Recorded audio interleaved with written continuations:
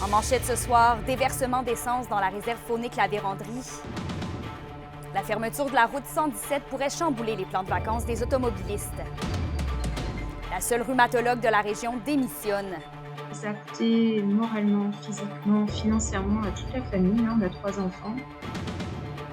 Et RYAM repousse la mise à pied de ses 275 travailleurs.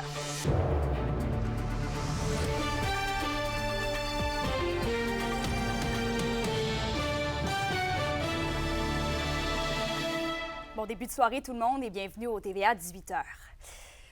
Au fait divers d'abord, Alexandre, c'est un début de semaine tragique sur la route 113 Sud. Oui, Kimilia, un cycliste repose présentement dans un état critique après avoir été happé par un véhicule à Sainte-Terre. La collision est survenue vers 15 h cet après-midi et selon la Sûreté du Québec, le cycliste et le véhicule de type berline roulaient en direction nord quand est survenue la collision. La route est fermée dans les deux directions le temps que la Sûreté du Québec détermine les causes exactes de cet accident. Une voie de détour a d'ailleurs été ouverte. Et c'est un début de vacances compliqué aussi pour les automobilistes puisque la principale voie d'accès pour entrer et quitter la région est demeurée fermée durant près de 12 heures aujourd'hui. Et Alexandre, on a appris il y a quelques minutes à peine que la route 117 est maintenant ouverte. Oui, elle est ouverte, mais elle était fermée et ça depuis 6h45 ce matin. La transcanadienne à la hauteur du kilomètre 364 dans le secteur du lac Pitonga. C'est interdit pour la circulation. Le fait est qu'un poids lourd transportant de l'essence et un camion de lait seraient entrés en collision. La camionnette de lait aurait quitté sa voie pour heurter l'autre véhicule en sens inverse et s'en serait suivi un important déversement de carburant. Et compte tenu de l'inflammabilité du camion citerne, toute la rue est demeurée bloquée entre Luvicourt et Grand Remous, le temps de bien nettoyer le tout. Et toujours dans les faits divers, la Sûreté du Québec était en opération contre le trafic de stupéfiants dans le secteur d'Amos. Oui, une résidence sur la 5e rue Ouest à Amos qui a été la cible d'une importante perquisition. Donc, méthamphétamine, cocaïne, crack, médicaments sous ordonnance, cannabis, bref, tout y était, mais somme toute en petite quantité. Et c'est une femme dans la quarantaine qui a été arrêtée pour possession de stupéfiants en vue de trafic et un homme dans la trentaine qui lui aussi a été arrêté pour avoir eu en sa possession des substances illicites. Les deux individus pourraient faire face à des accusations ultérieurement en lien avec ces infractions. Merci beaucoup, Alexandre. Au plaisir. Et dans le domaine de la santé maintenant, la seule rhumatologue dans la région a quitté son poste la semaine dernière, laissant derrière elle près de 400 patients. Elle confie en exclusivité à notre collègue Kimberly Hall que c'est en raison de la charge de travail et des difficultés liées à l'immigration.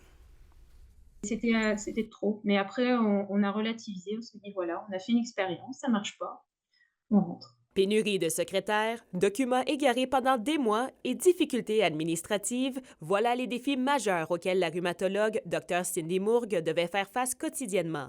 Originaire de la France, elle travaillait depuis près de 2 ans à l'hôpital de Val-d'Or. Les patients ont perdu de vue. Nous, on faisait des relances papier aussi. C'est pas sur l'ordinateur. Donc, des fois, les feuilles peuvent se perdre. C'est quand même rare que la feuille complète se perde parce qu'on a toute notre journée. Mais des fois, comme ça reste humain, la saisie, si les pharmacies ne nous relancent pas pour faire des prescriptions, ils peuvent rester sans voir le médecin un petit moment.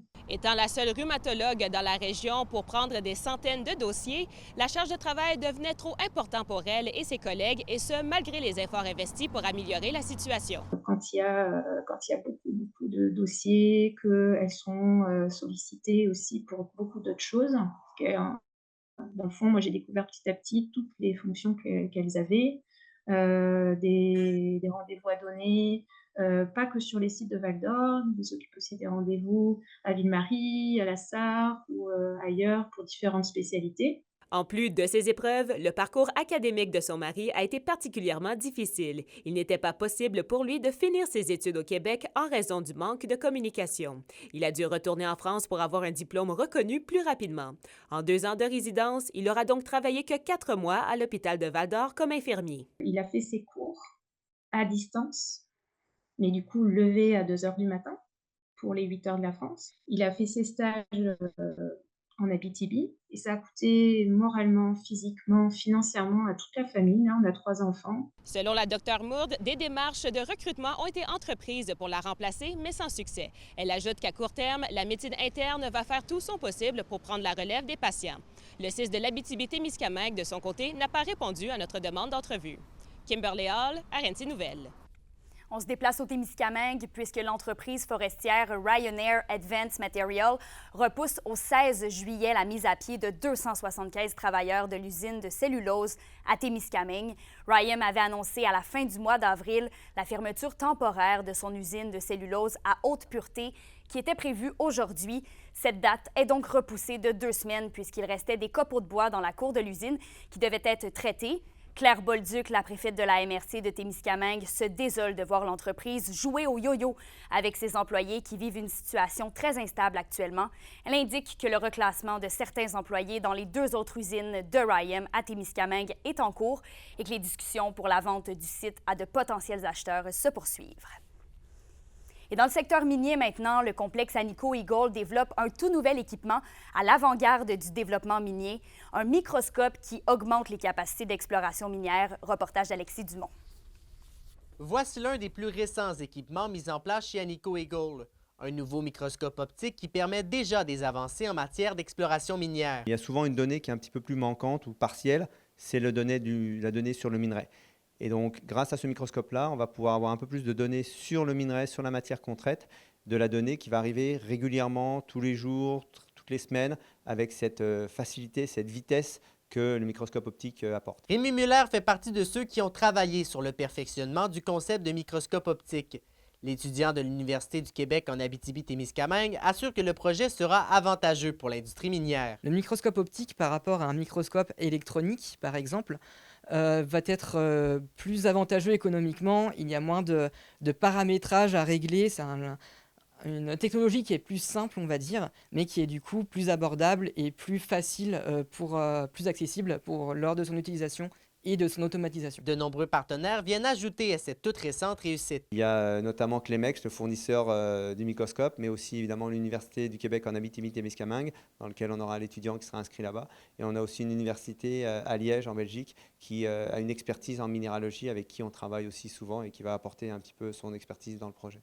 Actuellement, on a mis à peu près 250 000 $ dans le projet, le gouvernement 350 000. Et puis, ça va être en croissance avec tout ce qui est maintenance, tout ce qui est opérationnalisation, tout ce qui est déploiement plus tard dans nos opérations. Pour le député d'Abitibi-Est, l'équipement vaut ce pesant d'or. Dans le domaine minier, la compétition, elle est pas simplement que provinciale, elle est mondiale.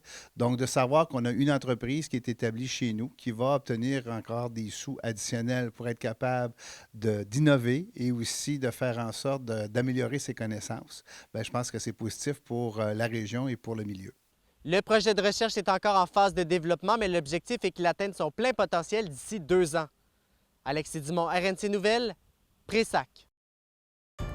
Vos réponses à la question du jour TVA, une présentation de la clinique infirmière Nord-Ouest partout dans la région. Notre équipe peut vous recevoir pour un bilan de santé, une infection, le suivi de maladies chroniques et bien plus. Contactez-nous pour plus d'informations ou visitez notre site Web. Et à la question du jour, on vous demandait « Croyez-vous au développement futur de l'industrie minière régionale? » Vous avez répondu oui à 85 %.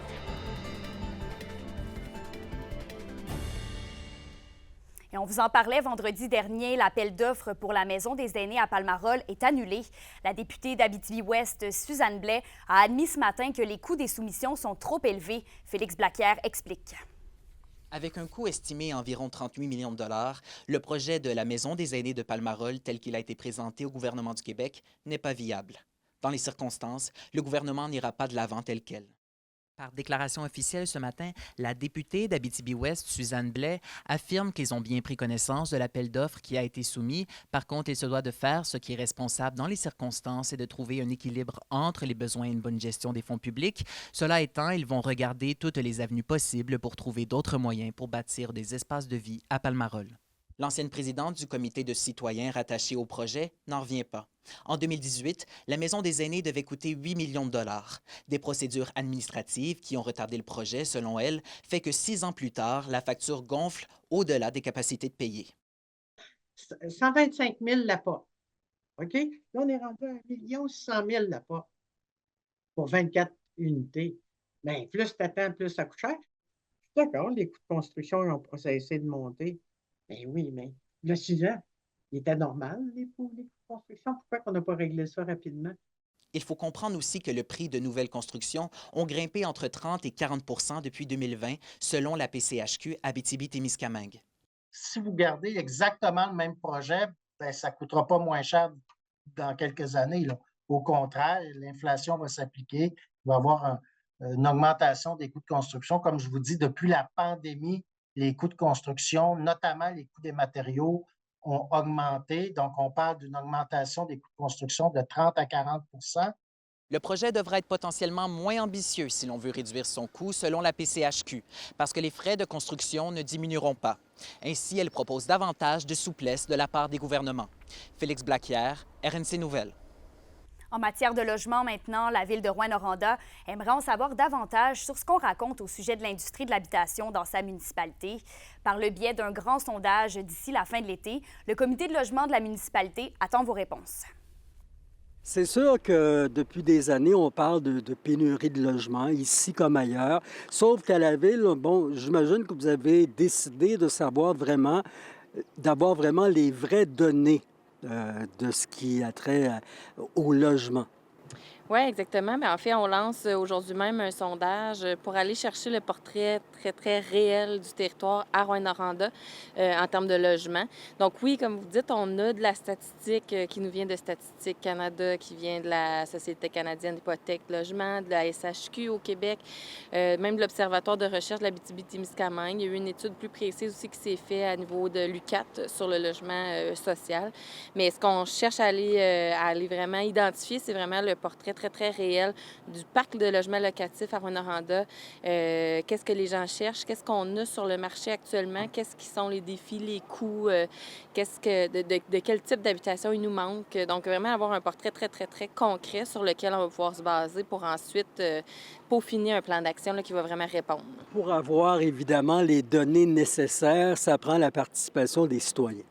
Effectivement, là, c'est ce qu'on cherche, c'est ce qu'on tente d'aller chercher, là, c'est la participation des citoyens, des citoyennes, tant les locataires que les propriétaires, que la population en général qui va pouvoir nous aider à compléter vraiment les données qu'on veut aller chercher.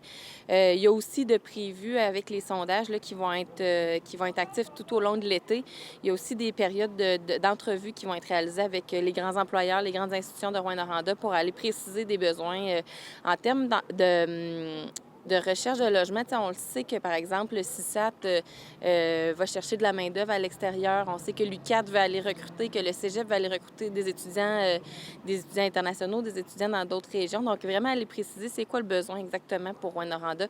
Combien on s'attend à avoir, par exemple, d'étudiants, de travailleurs étrangers, de travailleurs fly-in, fly-out. Donc, vraiment, vraiment préciser là, concrètement c'est quoi notre besoin puis comment on va faire pour y arriver. Et au Témiscamingue, maintenant, Énergie renouvelable Onimiki a déposé l'avis de projet pour la construction de mini-centrales hydroélectriques. C'est la première étape du processus d'évaluation environnementale. Dans les prochains mois, des études d'impact seront réalisées. Une consultation publique est aussi lancée sur les enjeux qui devraient être abordés. Toute personne peut y participer jusqu'au 1er août 2024. On écoute Daniel Mignot, agent de communication pour Énergie renouvelable Onimiki, nous parler du projet. Projet-là, qui consiste à développer 2 centrales hydroélectriques au Témiscamingue. On a Onimiki Sud qui prendrait place dans la ville de Témiscamingue, une centrale d'environ 7 MW. Et on a la centrale Onimiki Nord qui est située à l'embouchure des lacs Thiriot et Nadeau, près du lac Témiscamingue, qui, elle, produirait 67 MW d'énergie. Une erreur s'est glissée lors de la diffusion des manchettes de fin de semaine. Il a été indiqué à l'écran que la mine Westwood de Pressac avait été touchée par une importante secousse sismique. L'information était erronée, comme la partie vocale l'indiquait. Il s'agissait plutôt de la mine La Ronde de Pressac, exploitée par Anico Eagle. L'équipe d'information de RNC Média désire présenter ses excuses à la direction et aux employés de la mine Westwood pour cette erreur et la confusion qu'il a pu causer. L'indice boursier minier au TVA Nouvelle 18h est une présentation de GFM Groupe Financier. Dirigeants d'entreprises et particuliers, fiez-vous aux experts de GFM pour vos placements, assurances de personnes et assurances collectives. Car pour vous, ils vont au-delà de la finance.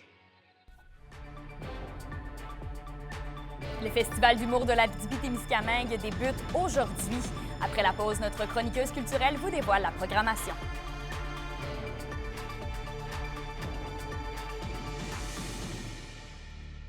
Les SADC de l'Abitibi-Témiscamingue et du nord du Québec vous présentent la bonne nouvelle économique TVA. En juin dernier, les entreprises Les Aciers JP de la Reine et le groupe Promex de Rouyn-Noranda se sont fusionnés afin d'offrir des services de construction industrielle dont leur offre de services permettront la réalisation de grands projets. Les investissements nécessiteront l'agrandissement et l'achat de nouveaux équipements, soutenant la création de plus de 1000 emplois.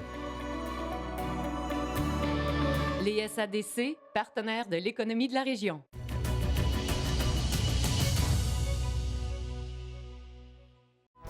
La chronique culturelle vous est offerte par la troupe à cœur ouvert qui vous présente cet été Dernier embarquement au paradis. Et Justine, au culturel, c'est la semaine dernière que se déroulait la 4e édition du Festival d'humour émergent en Abitibi-Témiscamingue. Les festivaliers ont pu assister à toutes sortes de spectacles d'humour, de spectacles d'improvisation et d'enregistrement de podcasts humoristiques.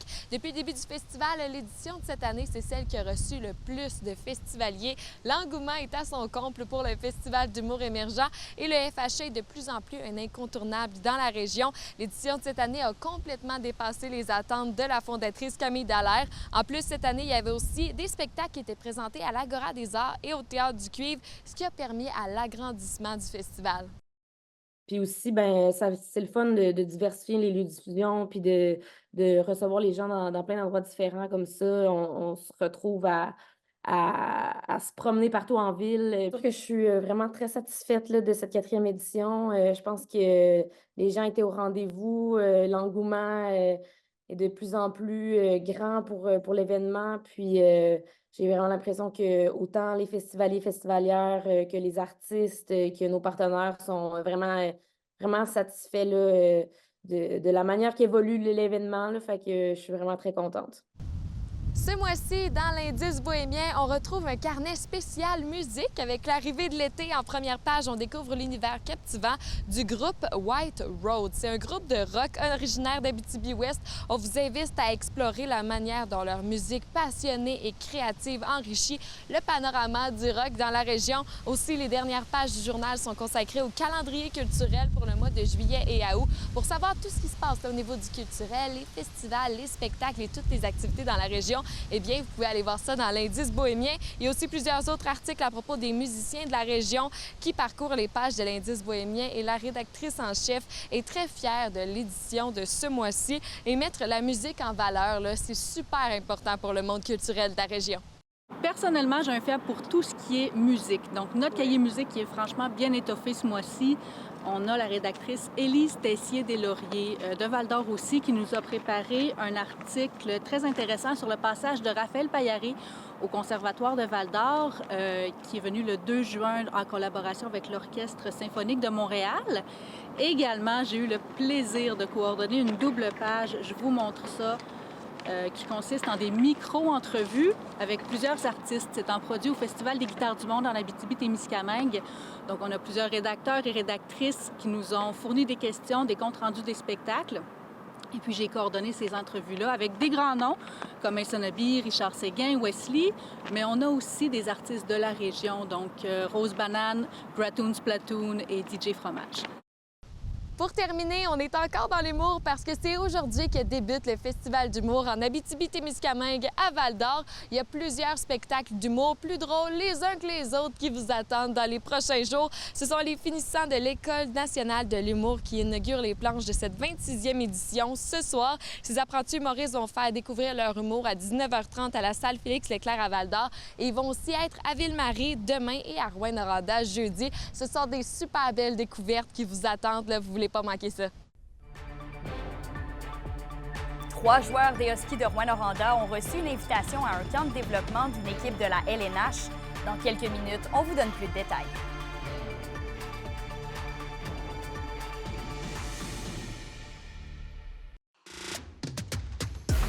Les sports vous sont présentés par Thibaut GM, votre concessionnaire de confiance à Rouyn-Noranda, là où qualité et choix se rencontrent. 3 joueurs de l'édition 2023-2024 des Huskies de Rouyn-Noranda ont reçu cette fin de semaine une importante invitation à un camp de développement d'une équipe de la LNH. D'abord, le défenseur François James Buteau sera du côté de Brossard cette semaine pour le camp des Canadiens de Montréal. Ensuite, c'est Benjamin Brunel qui, lui, à défaut de ne pas avoir été repêché samedi, a été invité au camp des Canucks de Vancouver. Et finalement, le gardien de but par excellence au Canada de cette année, William Rousseau, s'est fait inviter par le Wild du Minnesota. Bien qu'il n'ait pas été repêché, les 3 hockeyeurs auront tout de même la chance de se faire valoir et de perfectionner leurs habiletés avec les grands clubs.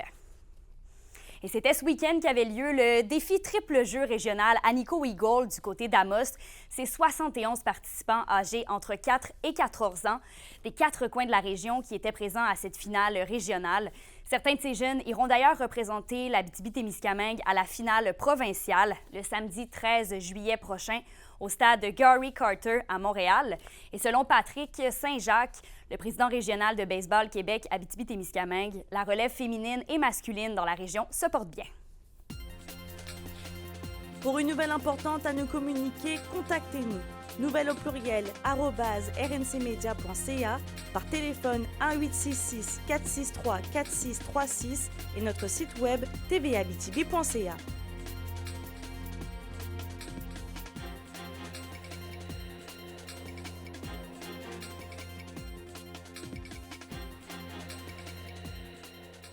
La météo, une présentation de Nicoloto de la Sarre, la capitale du pick-up. Vous y trouverez toujours le meilleur choix, toujours le meilleur prix.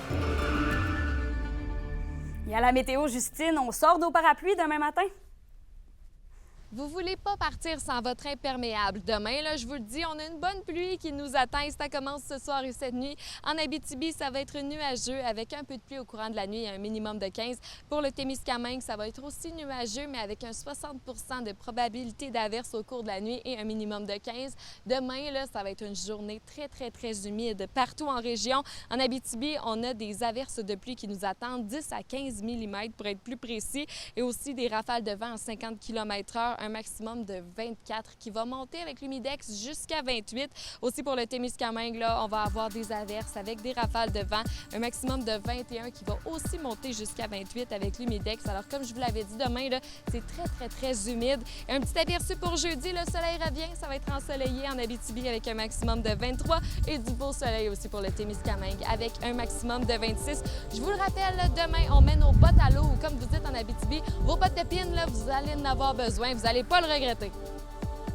Effectivement, merci Justine.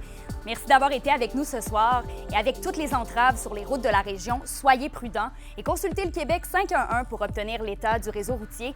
Sur ce, je vous souhaite une très belle soirée et on se retrouve demain au TVA Midi.